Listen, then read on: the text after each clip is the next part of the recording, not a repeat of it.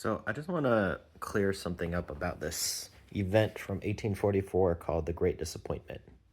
Now, some people might just hear these things and say, oh, well, I looked into this and it sounds like, first of all, the Seventh-day Adventist Church has some prophetess. And also, this thing that happened, people predicted that Jesus would come back, and then everyone waited and he didn't. So they must all just have lost it. Okay.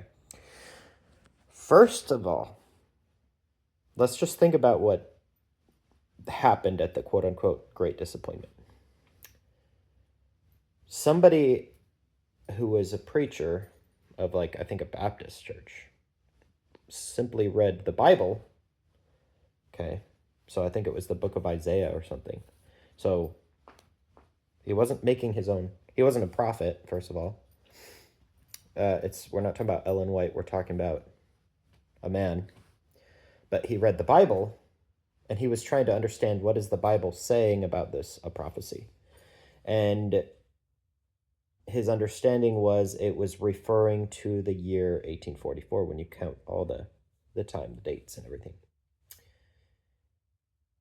Now, I think it's a great disappointment because what happened was a bunch of people showed up.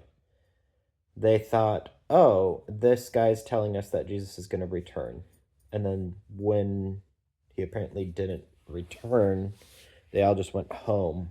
But a few of them stayed and prayed.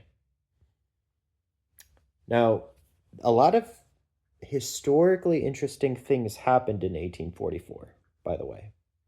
Communism started. The theory of evolution started. A lot of interesting things started.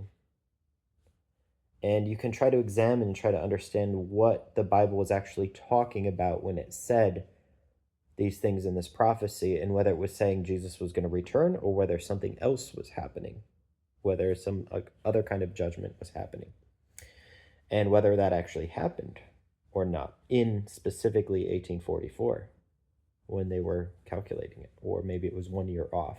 By the way, you can look into that too. So anyway, I just wanted to point that out. I wanted to explain why I thought it was a great disappointment. And it wasn't because Jesus didn't come back. It was because most of those people left without staying and praying and trying to figure out, what is the Bible talking about?